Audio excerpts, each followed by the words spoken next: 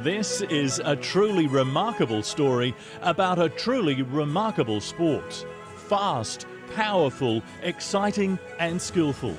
The mighty game of polocrosse is an incredible spectacle and a national treasure. Polocrosse was developed in Australia in 1939 and has grown from a handful of players to a global game. There are 5,000 members in Australia and thousands more play overseas. It's one of our nation's great sporting success stories. A community of people who span the globe, of all ages and backgrounds, come together to play one of the world's fastest field sports. This is the Polocrosse Story. The fields would be empty and no one would have heard of polocrosse if it wasn't for the fact that an issue of Riding magazine from England happened to fall into the hands of the right people at exactly the right moment. And from then on, things would never be quite the same again.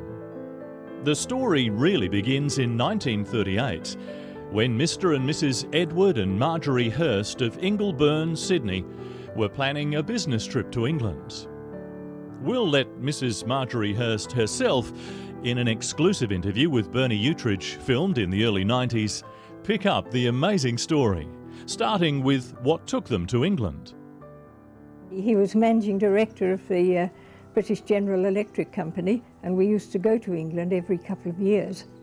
And we were just about to set off on another trip, sitting in our sitting room looking at the Riding magazine, and we saw an advertisement for polocrosse played indoors at the National School of Equitation, Kingston Vale, outside London.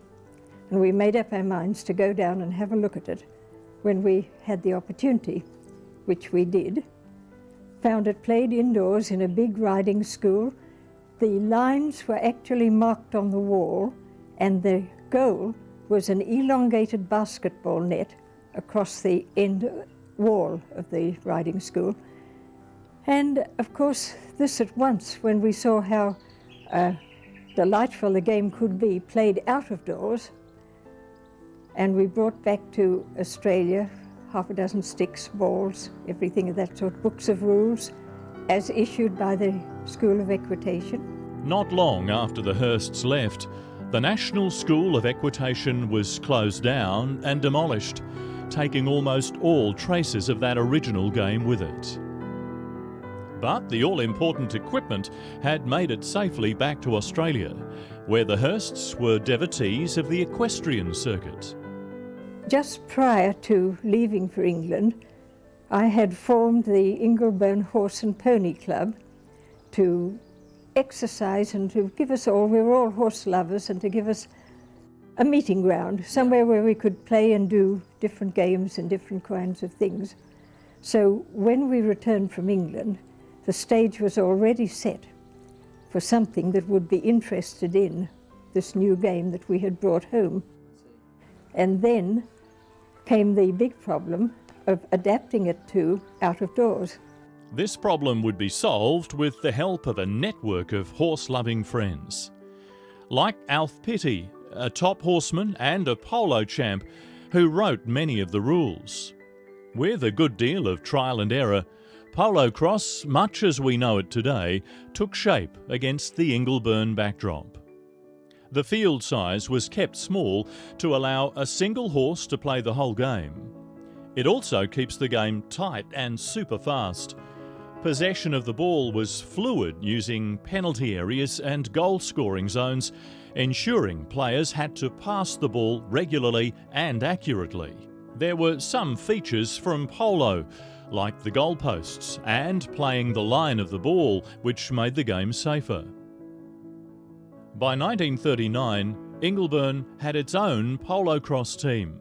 Part of the Horse and Pony Club, Marjorie Hurst's original uniform is housed in the Australian Polocrosse Museum at Morgan Park. And didn't everybody look the business in the sporting gear of the day, including pith helmets and flared jodhpurs borrowed from polo? How smart were these people to be able to pick that up so many years ago and say, hey, I think this game would adapt well in Australia. You know, I just, that amazes me, and I think that history and that foresight should be stored forever for future generations to be able to look back and say, well, how did they ever decide that this would work here? When World War II broke out, polocrosse looked like facing the same fate as its predecessor. So while the men were away fighting, the women kept the game alive in the war years by having games and tournaments. And, you know, it was a real who was who that came along and enjoyed the polocrosse. In 1940, polocrosse upstaged World War II for just a moment to feature in the weekly cinema newsreel that went around the Commonwealth. The umpire throws a soft rubber ball to the players who are armed with a net on a pole. If you've ever been prawning, you'll get the idea. Teams are 6 aside, and half of them, 3 players and 3 ponies, play a game and rest a game. These periods of play are called throwers, chuckers.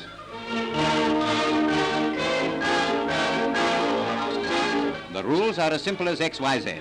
You're not allowed to nudge the ball along the ground, and you've got to catch it if you can. If you can't, you'll catch it all the same.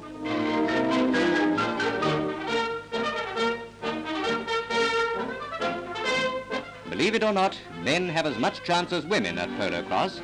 Although there's not much time to talk, she still gets the last word. Oh, good throw, madam. As the flag signals a goal, another chucker gets going. Look out there. By 1945 and the end of the war, several other clubs had formed. One of them, at 70 years old and still going strong, is Burradoo, the world's oldest continuously running polocrosse club. The 40s saw polocrosse reaching ever greater heights. A darling of the press, it featured in Pix for a 3-page spread in 1946. A sport with everything: excitement, spectacle, and, much as it does today, quite a glamorous social scene. Once more showing her remarkable foresight, in 1946, Marjorie Hurst gave polocrosse another lasting gift. In the early stages of the game, obviously Marjorie Hurst saw a need to make this, to have a national controlling body, and had some idea then, but I'm sure no real idea of the success that the sport was ever going to be. But she saw a need to form this association. On the heading of the Polocrosse Association of Australia Incorporated, it points out that the Polocrosse Association of Australia was formed at the suggestion of Mrs. Marjorie Hurst at a meeting in Sydney on the 17th of October 1946. The foundation clubs were Burradoo, Ingleburn, Nowra, Northern Suburbs and Wollongong. And those 5 I called together to form the first Polocrosse Association when I realised that not only overseas people were wanting to alter the rules, but also 1 or 2 of our own groups were thinking it would be better if we did this or that. This document, complete with Mrs. Hurst's notes, laid out the agenda at the first ever meeting of the Polocrosse Association of Australia. And obviously there was still a little indecision about the name.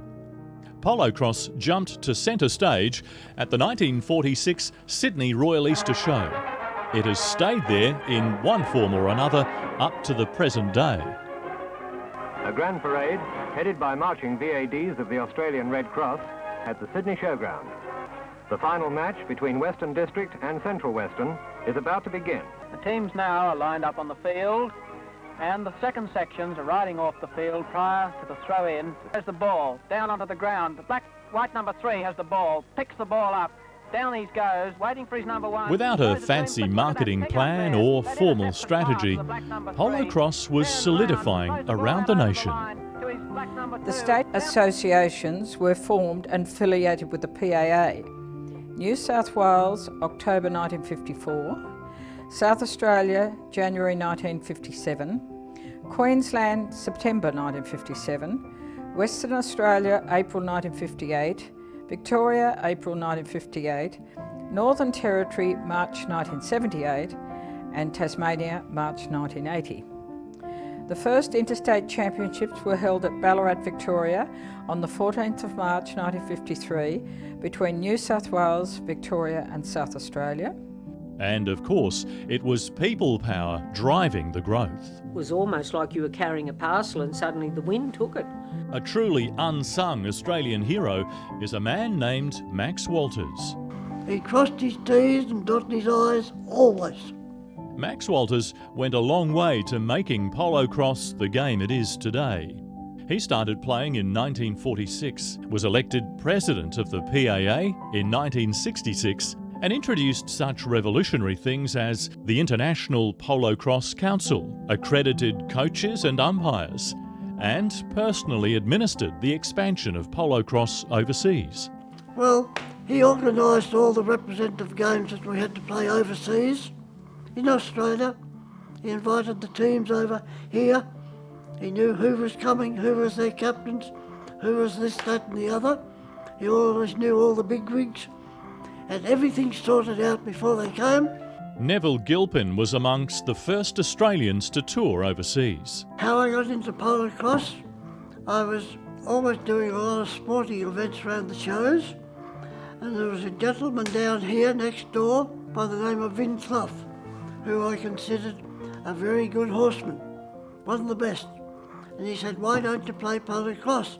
I said, "I don't think I'd like it." He said, "Come along and we'll see." And he took me out to polocrosse this day on a little mare I had, and I played, and I've played ever since. And from that day on, I've played for 56 years without a break. And I loved every minute of it, because I believe polocrosse is the sport of sports. Neville Gilpin, just an amazing player. He played number 3 too.